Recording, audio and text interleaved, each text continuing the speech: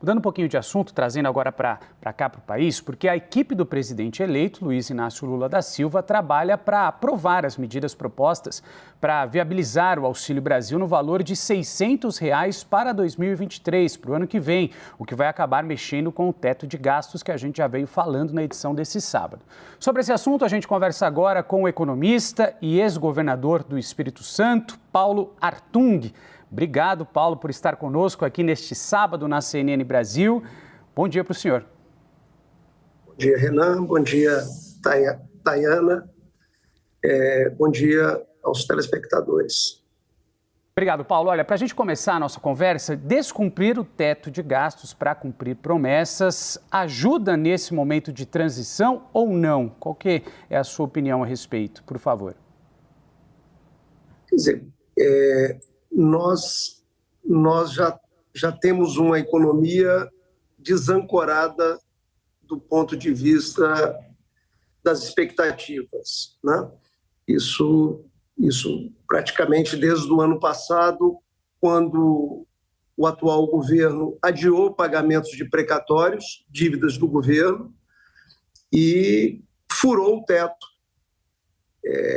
com diversos argumentos, né? Então, tarefa para o próximo governo, que toma posse em janeiro, indiscutivelmente, quer dizer, a primeira é tentar reunificar o país naquilo que for possível. A segunda é fazer uma reancoragem das expectativas econômicas no país, que isso é muito importante se a gente realmente quiser cuidar das nossas prioridades, entre elas o combate à fome, à pobreza, que infelizmente aumentou durante a pandemia no nosso país. Isso é uma contradição grave, porque nós nos tornamos um grande exportador de alimentos. Hoje, o Brasil ajuda a alimentar quase que 10% da população planetária. Então, mas para cuidar de quem precisa ser cuidado no país, nós precisamos ter responsabilidade com as contas públicas, porque senão você dá com a mão e tira com a outra. E normalmente nós temos treinamento nisso e tem estudos na academia sobre isso. Quando você tem uma economia desequilibrada, o que tira é superior àquilo que é oferecido à população e aos mais pobres. Então, assim, se a gente quer realmente colocar a população mais pobre no jogo, condição sine qua non é a gente reancorar as expectativas e trabalhar com responsabilidade fiscal. Eu acho que é o desafio. Então, assim, se a gente tiver que elencar 3 desafios para o futuro governo, o primeiro é pacificar o país naquilo que for possível, o segundo é reancorar expectativas econômicas, e o terceiro, tendo ancorado as expectativas econômicas, é cuidar dos pobres, dos excluídos, dos desvalidos das terras brasileiras. Paulo, essa semana a gente viu algumas manifestações de aliados, especialmente aqueles que estão ali participando da equipe de transição, em defesa desse discurso que teve uma reação negativa, né, do mercado, discurso do presidente eleito Luiz Inácio Lula da Silva. Gleisi Hoffmann disse que receberam com espanto a reação do mercado. O próprio Lula se manifestou, disse que nunca viu um mercado tão sensível quanto o nosso. E eu queria uma avaliação do senhor sobre essa reação do mercado, as falas de Lula e também sobre a solução que está sendo estudada aí como a menina dos olhos para conseguir financiar aquele Auxílio Brasil de R$ 600, além do teto de gastos, que seria via proposta de emenda à Constituição. Tainá, claramente, assim, o que é um mercado, né? Eu acho que o que aconteceu no correr dessa semana nos obriga a começar a resposta a você por essa explicação. O mercado é um conjunto de agentes econômicos, né?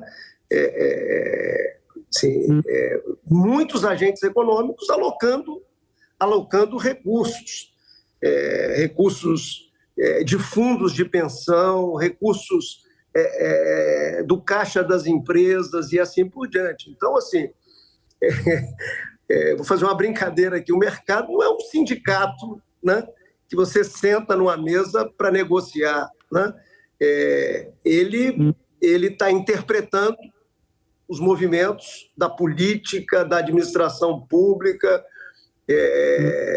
do nosso país, do mundo, e em função de diversos elementos, ele está tomando decisões de investimentos. Então, assim,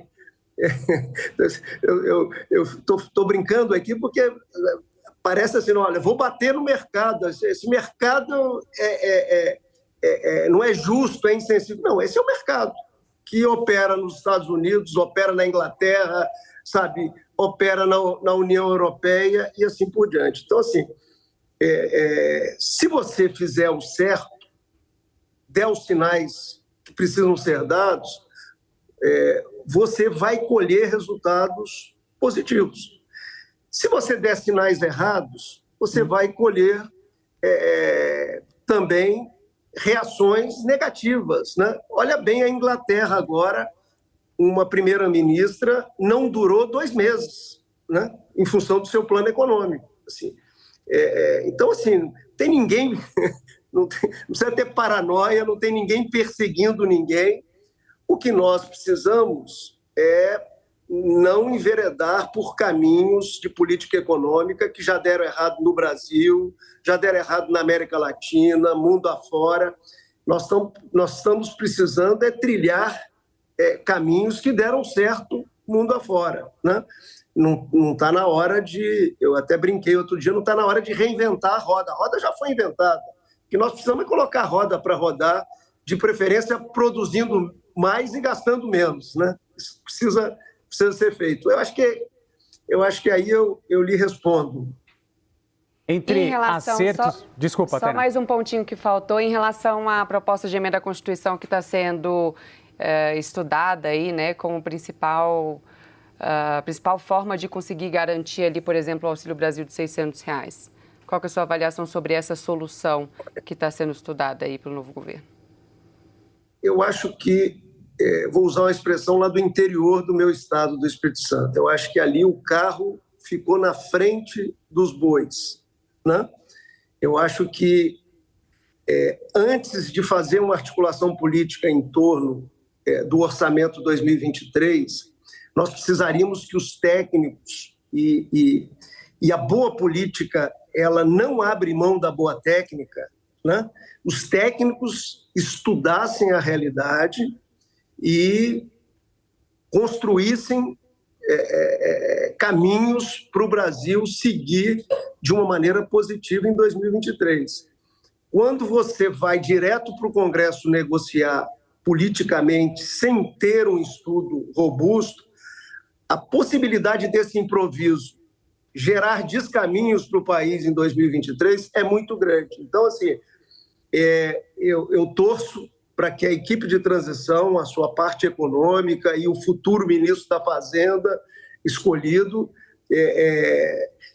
tenha um estudo robusto sobre a realidade, que nós estamos em cima dela, e aí projete o que fazer para a execução orçamentária 2023. Eu acho que o caminho escolhido, outras pessoas já disseram isso, não foi o melhor, Tainá. E Paulo, então qual seria esse melhor caminho escolhido, uma vez que o senhor já disse para a gente que tem posicionamentos, falas assertivas, falas erradas, que mexem com o mercado?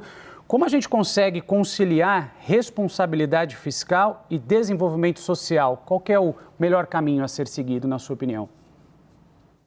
Assim, eu não tenho dúvidas de que o caminho é esse, Renan. Assim, combinar a responsabilidade fiscal com a responsabilidade social, né? Eu já disse aqui, não quero repetir, porque senão é populismo, me engana que eu gosto, vender terreno na Lua, e eu digo sempre, vende o terreno na Lua, depois não tem cartório para registrar a escritura, né? Então, assim, dá com a mão, tira com a outra, e tira mais do que deu, assim, que você você provoca um processo inflacionário, isso penaliza principalmente os que menos têm e os que menos ganham. Então, assim, essa é a minha torcida, né? Que a gente enverede por esse caminho. É preciso, Renan, toda vez que a gente enxerga uma prioridade na sociedade, a gente seguir o caminho de um dinheiro novo. Será que não é possível a gente pegar o dinheiro existente, que está mal alocado, mal aplicado, e redesenhar esses programas? Assim, o que eu estou querendo te dizer? Tem tem dinheiro para fazer um brutal programa de transferência de renda no país? Tem, no orçamento. Agora, nós temos que olhar os programas ineficientes, os programas sociais ineficientes, os programas que, ao invés de distribuir renda, concentram renda, né? E nós temos programas que têm a tarja do social, mas concentram renda no país. Quer dizer, então é esse o caminho, é um caminho técnico, e aí você combina a boa técnica, estudando a partir das evidências, os programas, e reestruturando. Aí você senta com os políticos, negocia, faz um caminho virtuoso para o país. Eu queria dizer, Renan, que nesse momento nós temos baita desafios para esse 2023, mas nós temos nas nossas mãos oportunidades históricas para o país.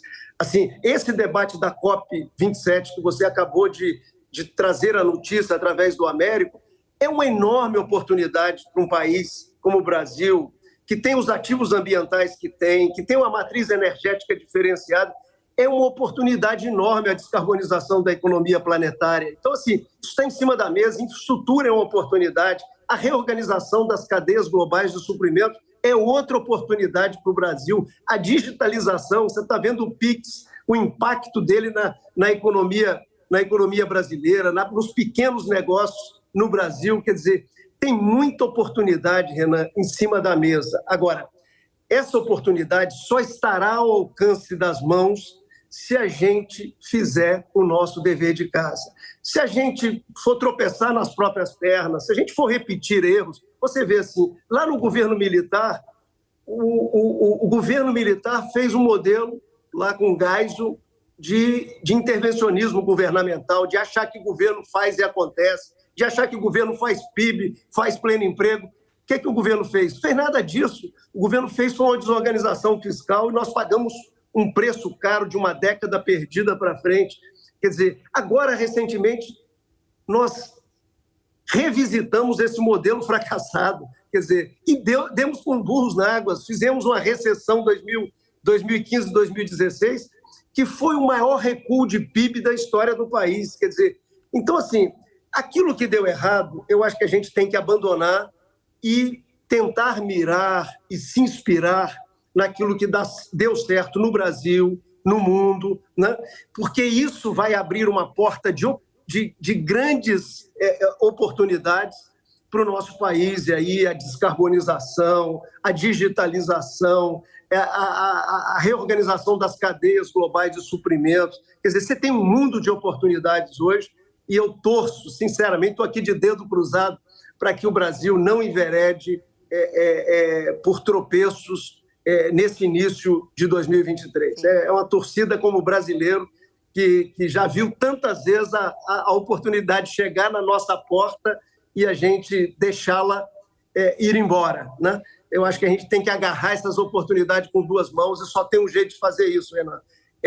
Fazer o dever de casa, sabe, parar de bravata, parar de fazer discurso para os próprios companheiros de partido e conversar com essa sociedade, inclusive uma sociedade diversa. O Brasil mudou muito nesses últimos 15, 20 anos e os grandes líderes do país precisam se esforçar, né? É um esforço, eu estou falando porque eu também tenho humildade de dizer que eu procuro entender o que está acontecendo, o que aconteceu e o que está acontecendo no Brasil nesse processo. E é um Brasil novo, sabe?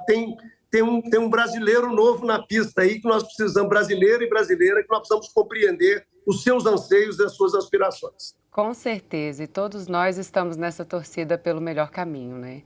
A gente conversou ao vivo com o economista e ex-governador do Espírito Santo, Paulo Hartung. Governador, muito obrigada pela sua disponibilidade de conversar com a gente aqui na CNN. Eu é que agradeço, um abraço a vocês e um bom dia a todas e todos. Ótimo sábado por aí. Obrigado.